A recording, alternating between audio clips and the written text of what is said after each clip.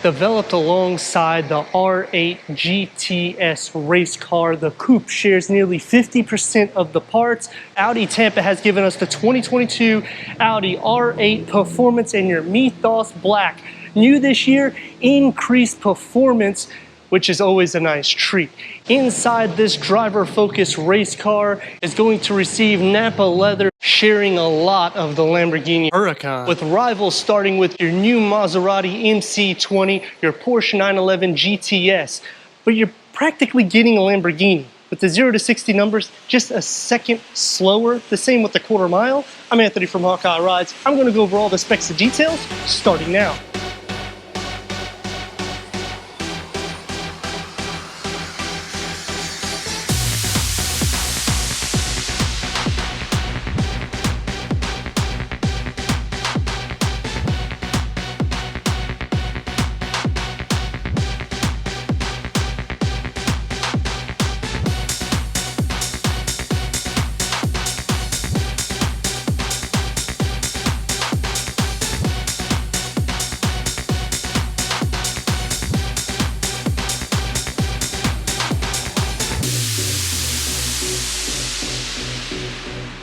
The new Audi R8 Performance Coupe starts off with the high gloss black polish for your radiator grille, LED headlamps, daytime runnings. Working down the lower, you're gonna get the matte black for your air intakes here. And because the engine is behind the seats, you got the front 8 cubic feet of storage. Storage compartments on both sides and in the center. You receive a 12 volt and LED lighting inside. What I like about this, comparing it to the Porsche or the Maserati, is the setup for this is a little bit easier. It's a little bit deeper than both of the rivals. We have the carbon fiber package, which is going to add carbon Sigma side blades, carbon fiber engine bay, 20-inch 5 V-spoke Evo design wheels. They're bi-colored. The front at 245/30, the rear at 305/30. Behind that, 14.4 inches of a disc reading, or 365 millimeters. We've designed disc, and the back is at 14 inches with 356 millimeters. Red brake calipers. Going into the back, we have the performance exhaust with the blacked out exhaust tips. The diffuser making a super aggressive exit, nothing but air intake for the rear, LED dynamic turn signals, and LED tail lamps. The setup we have on the R8 Coupe is not just a supercar image, but it's a sports car. 40/60 weight distribution. You get 8 pistons in the front, 4 pistons in the rear. Performance on the track or on your daily use. A length at 174.3, a wheelbase 104.3. A double wishbone front and rear suspension, Audi space frame construction with your long rear window that encases that engine, and it's only 40 horsepower less than the Lamborghini Huracan. And how aggressive it looks, you really just can't stress enough. Let's go inside, start it up, give it some riz so you can hear that exhaust note.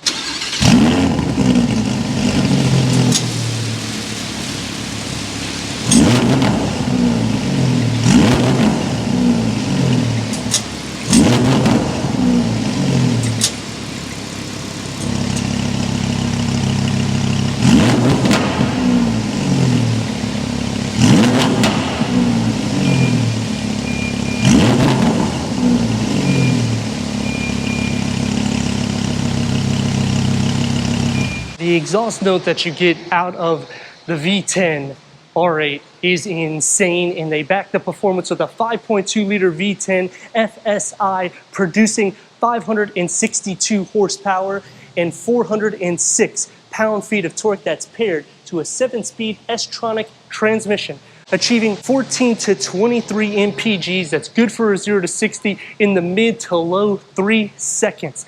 Now, it's not going to be as fast as the Lamborghini Huracan. It's about a second slower, even on the quarter mile, at 11.2 seconds. Comparing it against the Porsche GTS, it's going to be right about the same 0 to 60. The Maserati MC20 will be the fastest, but the price point to that is 2 times of this, so you can buy his and her. So whenever you're looking at buying something that's right at exotic level, supercar with a Lamborghini detuned engine, something that you gotta look into. Let me know in the comments what you think about the 2022 Audi R8 V10 Performance Coupe. As we go into the interior, go over the tech, and take this for our test. Inside the Audi R8 V10 Performance Coupe, just kind of slide in. Headroom for a 6'3" is absolutely no issues. It's pretty much like a bubble. The same thing with leg room. You're not going to have an issue on the passenger or the driver's side because we have the premium package. We're getting Alcantara on the headliner, Bang & Olufsen sound system. Full leather package is going to be for the door panels, and in the center, 18-way power adjustment bucket front seats.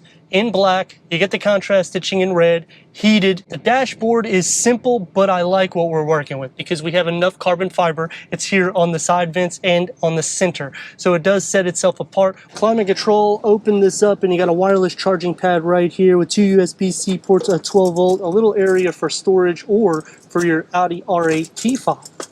Going down, the driver focus line right here that blocks you off from the passenger. You're going to get that carbon fiber inlays, an area that you can actually put your key fob right here as well to turn on and off the stereo system. And I like the gear lever because it really does look sporty. You do have a rotary knob for your infotainment screen. It's only going to have one gauge cluster, and it's Audi Virtual Cockpit. You can zoom out and zoom in for your navigation, and you can toggle through here. It has every single piece of information that would normally be in the center, but it is on the driver's side. You can also move the tach and odometer to make it more sport derived. Switch it to reverse.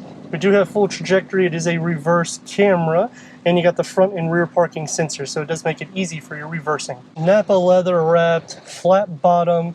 You get the driver select. We get the race mode. You get the exhaust, the push button start on the steering wheel, paddle shifters. Open up inside here, and this is for your cup holders. Now, one thing is with the cup holders, you will be obviously hitting your elbow here, and if you notice, a 16.9 ounce fits, I'd say a 20 ounce max. It doesn't necessarily make it uncomfortable because you're gonna be sitting up a little bit at 6'3". If you're taller, you might be actually hitting here, and there's a CD player behind it. The only disadvantage is you can't close it because you have to have your bottle of water when you're doing car reviews. For the door panel, we're gonna get the carbon fiber inserts and around the vent, and I like how the airflow is through here. The contrast stitching, full leather because we have the leather package and the carbon fiber package for the interior.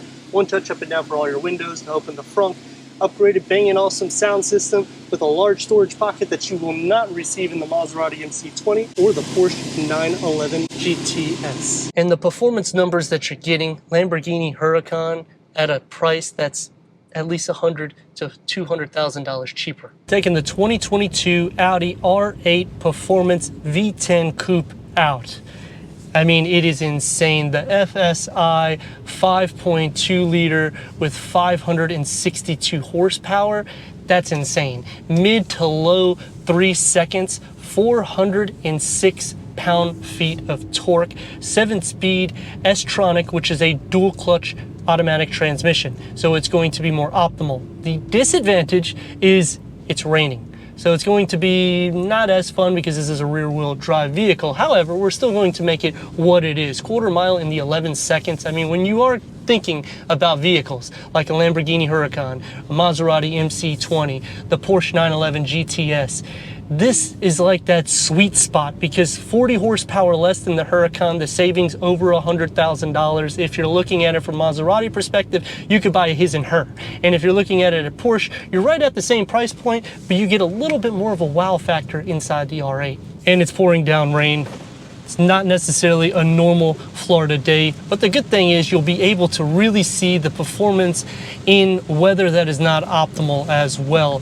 We're gonna go over some speed bumps so you can see for the clearance. It is pretty low to the ground, so be careful. You're gonna hear the front parking sensors here and there, but it isn't too over the top. The suspension is pretty smooth for the most part. It's going to feel very sporty and athletic, but you're expecting that with an R8 Performance V10 engine. And we're going to go, because this guy's letting us, gonna give her a little bit here.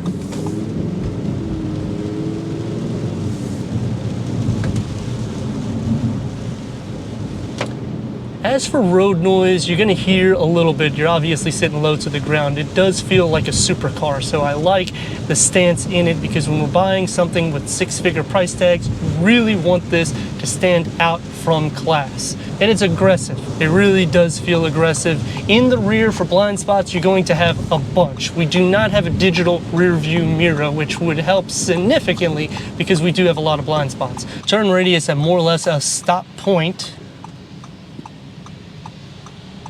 It's going to be about 2 lanes and give her a little go.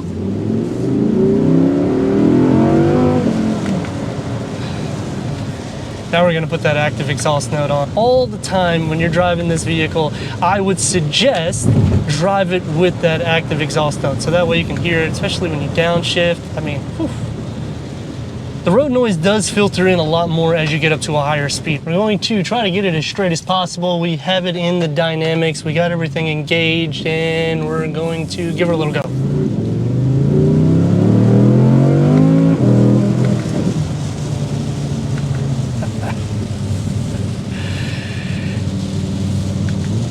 Oh, she's so quick. You really just want to push it more, and this thing is a fun everyday vehicle. Now the service may not be, it's going to be kind of like a Lamborghini because that's more or less what you're getting. Now there is 3 things I like, 3 things that I dislike. If it's anything more than that, I'd be buying this R8. The 3 things that I like is they did a great job with the exhaust note.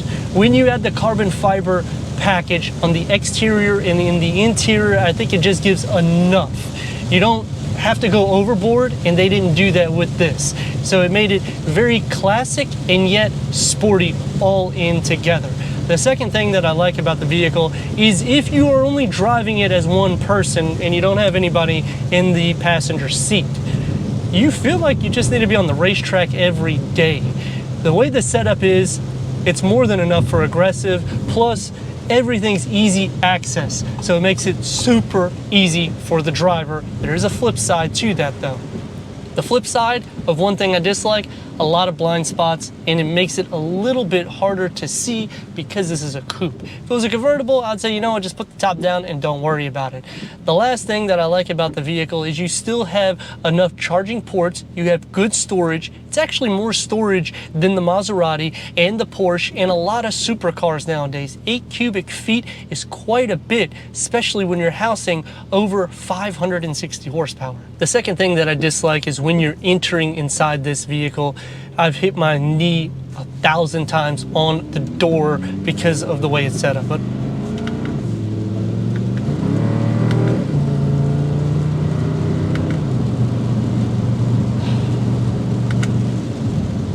she's lovely.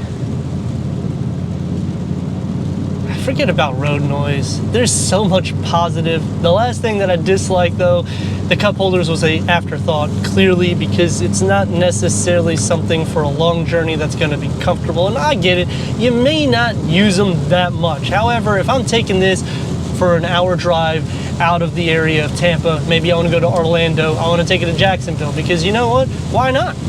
It's gonna be difficult if I stop at any fast food place. And the brakes, it's a bit wet, so you don't want to go too crazy, but you can stop on a dime.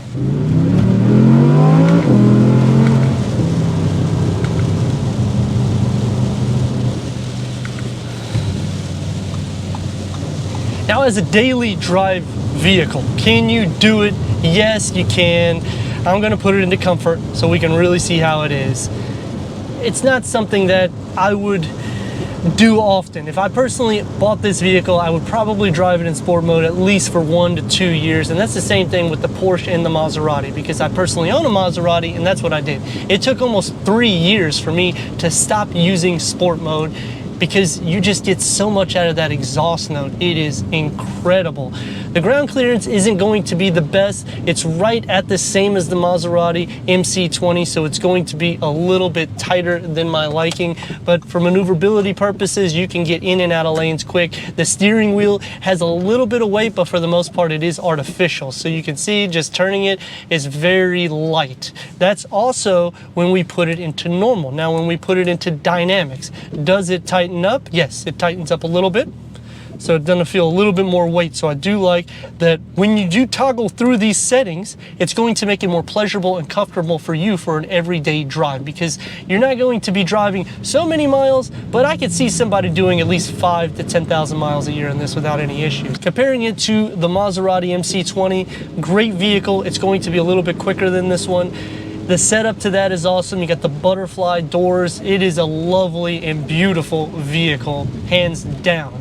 The drive to this, though, is a little bit more smoother with the changing of the gears. That one's a bit aggressive. I like to thank Audi of Tampa for giving us this 2022 Audi R8 Performance Coupe V10 for our car review. If you're already a subscriber, thank you for being part of the Hawkeye community. If not, what are you waiting for? Click the next video, the subscribe button, check out the Details merchandise website, and everything we do here at Hawkeye Rides.